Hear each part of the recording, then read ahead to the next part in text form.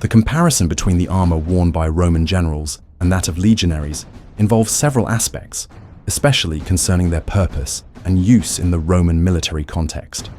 First of all, it's important to understand that the armor of Roman soldiers and generals served different functions. A Roman general's armor wasn't necessarily better in terms of protection than that of a legionary. The armor worn by generals was called the lorica musculata.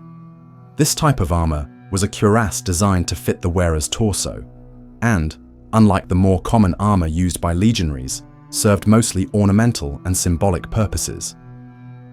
The lorica musculata was inspired by the breastplates worn by the Greeks, especially by mythological soldiers and heroes depicted in Greek art.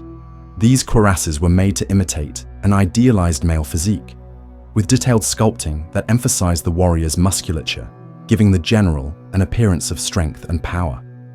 This type of breastplate reflected the Greek way of representing the ideal male body in art. While the lorica musculata was a symbol of status and leadership, its effectiveness in terms of protection on the battlefield was not superior to the more functional armor worn by legionaries. The general's cuirasses were made of metal, cast in two pieces, one for the front and one for the back, which were then hammered and adjusted into shape.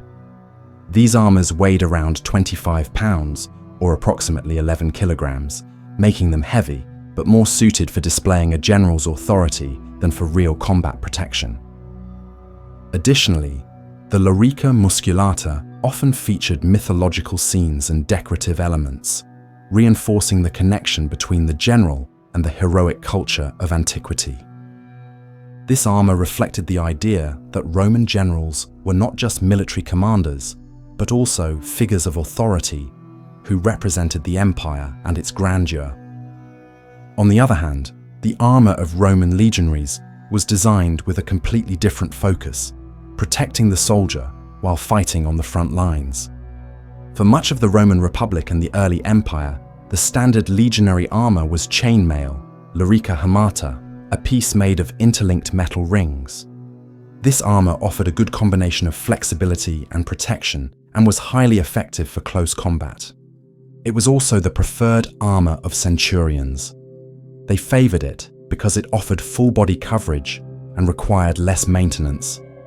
In fact, the constant friction between the rings of the lorica hamata helped prevent rust, making it more durable. The lorica hamata became the most common armor during the Republic and remained widely used throughout the imperial period.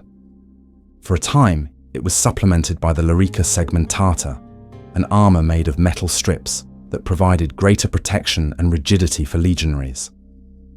In terms of protection, the legionaries' armor was undoubtedly more effective than the generals'. Its design served a practical purpose, allowing the soldier to move quickly, defend against enemy strikes, and still fight efficiently. In the beginning, Roman soldiers were responsible for paying for their own weapons and armor. That meant each soldier had to buy his own protection, including armor, sword, and other necessary gear for combat. Since wealth varied from person to person, the quality of equipment also varied. Wealthier soldiers could afford higher quality armor, while poorer ones might end up with simpler or less durable gear. However, after Marius's reforms at the end of the Roman Republic, the state began providing military equipment to the soldiers. Even so, the cost of the equipment was deducted from the soldiers' pay. This still reflected the Roman concern with ensuring that soldiers had quality armor, since the goal was for them to be well protected in battle and not lose their fighting ability due to poor equipment.